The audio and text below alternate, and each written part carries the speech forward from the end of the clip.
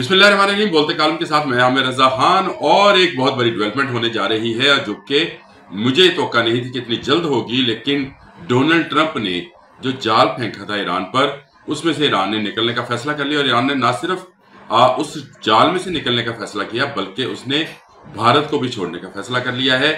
6 और 7 मई को जो भारत ने हमला किया था, असल में वो भारत ने खुद पर हमला किया था, यानी उसका खुदकुश हमला था जो उसके अपने ऊपर ही हुआ। और उसका नतीजा आप देख लें कि आज भारत पूरी दुनिया में अकेला होता चला जा रहा है। ईरानी वजीर खारजा जो पहले पाकिस्तान आए थे, उसके बाद भारत गए, उन पर बेपनाह तनकीद की गई, जिसका ऑफिशियली ईरानी एम्बेसी ने जो है इस पर इतराज भी उठाया और ख़त भी लिखा कि आपने मेहमान को बुलाकर उसके साथ उसकी तज़हीक की है। लेकिन अब जो खबर आई है वो इससे भी बड़ी खबर है, और वो ये है कि ईरानी इनकलाबी सदर ने पाकिस्तान के वजीर आजम शहबाज शरीफ को दौरा ईरान की दावत दी है। ये बहुत बड़ी डेवलपमेंट है। अगर आप इसको बलूचिस्तान के तनाजर में देखें, अगर आप इसको चाबहार की बंदरगाह के तनाजर में देखें और सी पैक के तनाजर में देखें, तो ये इतनी बड़ी डेवलपमेंट है, इतना बड़ा धचका है इंडिया को, जो वो शायद लंबे अरसे तक बर्दाश्त ना कर सके, क्योंकि उसका सारे का सारा खत्ते में दारोमदार ईरान पर था। और वो चाहता ये था कि चाबहार में जो उसकी इन्वेस्टमेंट है उसको महफूज बनाया जाए, और वो इस बंदरगाह को इस्तेमाल कर कर अपनी प्रोडक्ट्स जो हैं वो दूसरी दुनिया तक पहुंचाए। गो ईरान जो है उसके साथ काम कर रहा था, ईरान उसके उन लोगों में शामिल था जो उसके साथ बिजनेस कर रहे थे। अब वो भी दूर हो गया। तो अब आप वो वाली बात जो मैंने चीन के बारे में कही थी कि चीन का अजदहा आहिस्ता आहिस्ता घेरा तंग कर रहा है, स्क्वीज कर रहा है भारतीय जिस्म को, और जिसमें से वो लोगों को निकालता चला जा रहा है। देखें, बांग्लादेश गया, नेपाल गया, भूटान गया, चीन पहले खिलाफ था, पाकिस्तान उसके भारत के खिलाफ था। एक ईरान था जो कभी ना कभी भारत के हवाले से बात किया करता था। लेकिन डोनाल्ड ट्रंप का दौरा सऊदी अरेबिया एक नया टर्निंग पॉइंट साबित हुआ, जिसमें उन्होंने ये कहा कि हम दुनिया भर में ईरानी तेल नहीं बिकने देंगे। ईरान की मईशत का दारोमदार तेल पर है, जो उसकी तेल की पैदावार है उसी से वो अपने पैसे बनाता है, काम करता है, अपना सिस्टम चलाता है। अब वो तेल कौन खरीदेगा, क्योंकि भारत तो अमेरिका की झोली में जा बैठा था। नरेंद्र मोदी साहब तो वहां से असला खरीद रहे थे $200 अरब का।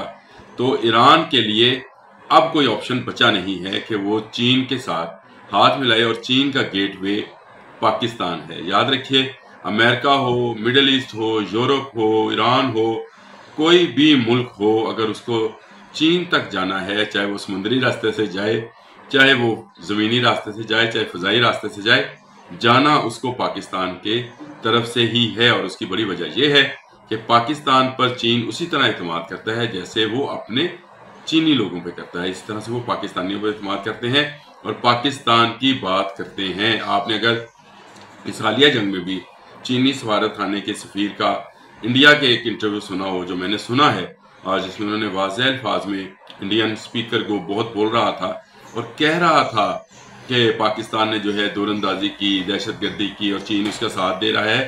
तो आखिर में सफीर ने सिर्फ एक जुमले में सारा किस्सा तमाम कर दिया था, वो ये था, वी आर विद पाकिस्तान। ये इतनी बड़ी बात थी कि आप इसको बैनुल-अक़वामी सतह पर अगर देखें तो भारत को अब तन्हा होने से कोई बचा नहीं पा रहा है। अमरीकी कंपनियां, अमरीकी इदारे और ख़ुद अमरीकी सदर उससे आहिस्ता आहिस्ता लातल्की का इजहार करते चले जा रहे हैं, जो कि नरेंद्र मोदी ये समझता था कि शायद वो $200 अरब का सरमायाकारी या असला खरीदने की बात करेगा तो अमरीका दुम हिलाता हो उसकी तरफ आएगा और वो एक ब्रिज बनेगा बिटवीन ईरान एंड अमेरिका। लेकिन ये नहीं हो सका, और ईरान ने अब फैसला कर लिया है कि वो उस ब्लॉक में शामिल होगा जिसमें पहले ही तुर्की है, पाकिस्तान है, चीन है, बांग्लादेश है, नेपाल है, भूटान है। ये तमाम ममालिक एक तरफ, श्रीलंका है, ये एक तरफ हैं। तो ईरान क्यों बाहर रहे? और आपको पता है कि ईरान के साथ हमारे मजहबी और तजारती रवाबित आज से नहीं हैं, सदियों से हैं। ईरान के लोग हमारे जैसे लोग हैं, हम जैसी ज़ुबान बोलते हैं, फ़ारसी है गोन की ज़ुबान, लेकिन फ़ारसी और उर्दू कहा जाता है कि दोनों बहनें हैं, और दोनों बहनें जो हैं अब मिलने जा रही हैं, क्योंकि पाकिस्तानी वज़ीर आज़म शहबाज शरीफ को दौरा ईरान की दावत दे दी गई है। इस डेवलपमेंट से मुझे तो ज़ाती तौर पर ये भी खुशी है कि ईरान और पाकिस्तान के नज़दीक आएंगे तो जो बलूचिस्तान में दहशतगर्दी का मसला है जिसमें भारत इन्वॉल्व है और उसने ईरान की सरजमीन को इस्तेमाल किया था, जिसमें कुलभूषण यादव जो चाबहार की बंदरगाह पर तैनात था, वो ये काम करता था और वहाँ से वो पाकिस्तान आता था और पाकिस्तान आकर वो दहशतगर्दों को सहूलतकारी करता था, जिस पर उसको जो है गिरफ्तार किया गया। आज तक वो बंद है जेलों में।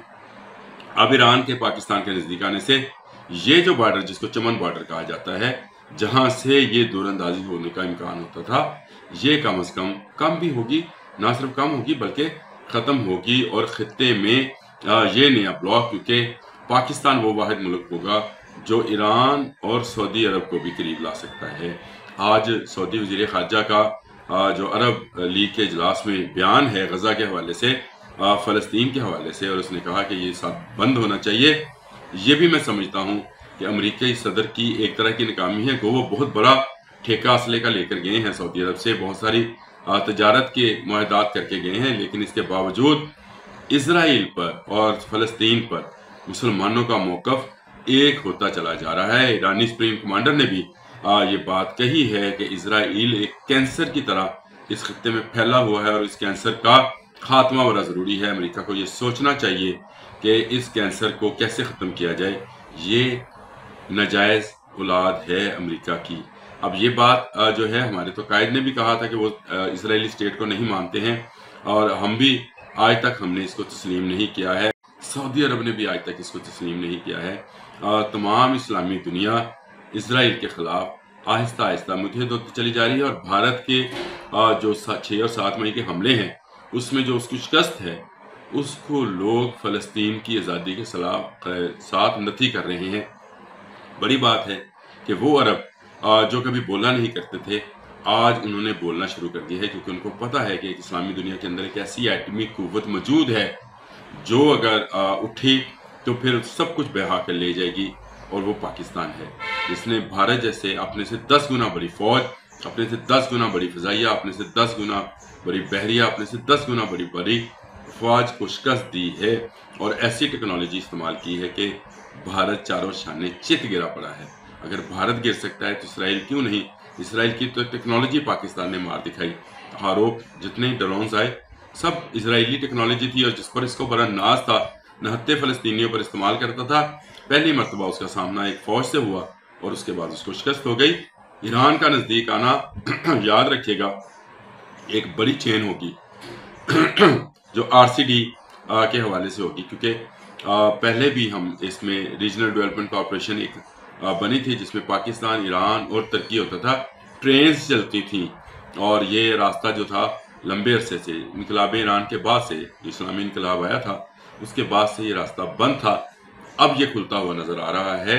अगर ग्वादर की बंदरगाह चलती है, चाबहार की बंदरगाह चलती है, ट्रेनें चलती हैं वन वर्ल्ड वन रोड के लिए, ईरान अपने दरवाजे खोलता है तो उसमें भी तरक्की के दरवाजे खुलेंगे और चीन अमेरिका के दबाव में आकर वो पाबंदियां जो अमेरिका चाहता है कि ईरान पर लगाई जाएं, शायद उसकी वो पासदारी नहीं करेगा। पासदाराने ईरान, पासदारी से मुझे याद आ गया, पासदाराने ईरान जो है ये एक बड़ी फोर्स है और कहा जाता है कि ये फोर्स जो है बहुत तरक्की कर गई है अपनी पाबंदियों के बावजूद।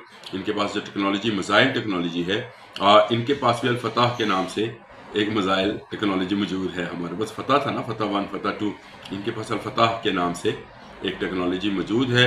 और ये भी कहा जाता है कि ईरान ने यूरेनियम अफज़दा करने की सलाहियत भी हासिल कर ली है, सिर्फ वो डिक्लेयर्ड न्यूक्लियर पावर नहीं है। ईरान और पाकिस्तान का हाथ मिलाना शायद अमेरिका को पसंद ना हो, यूरोप को पसंद ना हो, लेकिन भारत के लिए किसी हार्ट अटैक से कम नहीं होगा। पाकिस्तान ने अब जहां फौजी बर्तरी साबित की है, वहां सफारती सतह पर भी पाकिस्तान कामयाबियां समेटता चला जा रहा है। बांग्लादेश इस वक्त पाकिस्तान के गुण गा रहा है, श्रीलंका पहले ही पाकिस्तान जिंदाबाद के नारे लगाता है, चीन हमारा हिमालय से बुलंद और बहरा अरब से गहरा दोस्त है। इसके साथ साथ अब ईरान भी शामिल हो जाएगा। तुर्किया ने तो साबित किया कि उसने अपना असला और अपना बहरी जहाज उन दिनों में जब पाकिस्तान और भारत की कशीदगी अपने अरूज पर थी, यानी जंग जारी थी एक तरह की, उस वक्त भी उसने अपना बहरी जहाज यहाँ पर इस बहिरा अरब के पानियों में भेजा ताकि पाकिस्तान की बहरिया को जो है और मजबूत बनाया जा सके। तो ये तुर्की, ईरान, पाकिस्तान, चीन एक ऐसा ब्लॉक बनने जा रहा है जो इस खत्ते पे ना सिर्फ डोमिनेट करेगा बल्कि पूरे एशिया पर डोमिनेट करेगा। और अमेरिका को आइंदा अपनी हिकमत अमली, अपना वर्ल्ड ऑर्डर बनाने से पहले इस ब्लॉक को देखना होगा, क्योंकि इसके पीछे एक बड़ी कुव्वत जो है वो चीन की सूरत में मौजूद है और एक ईमानी कुव्वत इस्लाम के तौर पर मौजूद है। ये ब्लॉक बहुत मजबूत होगा, ना सिर्फ फौजी सतह पर बल्कि तजारती सतह पर भी इसकी मजबूती से इनकार नहीं किया जा सकता। पाकिस्तान, ईरान हमेशा से बरादराना तल्लक। हाँ, जाते जाते मैं आपको ये भी बात बता दूं कि ईरान वो पहला मुल्क है जिसने पाकिस्तान को तस्लीम किया था। जब पाकिस्तान 1947 में बना था तो दुनिया भर में जिस पहले मुल्क ने पाकिस्तान को तस्लीम किया था वो ईरान है। गो बाद में हम भाइयों में ज़रा दूरी पैदा हुई, भाई नज़दीक आएंगे तो दुश्मन और खरीस किस्म के दुश्मन जो हैं वो भाग जाएंगे। अब तक के लिए इतना ही। अल्लाह हाफ़िज़।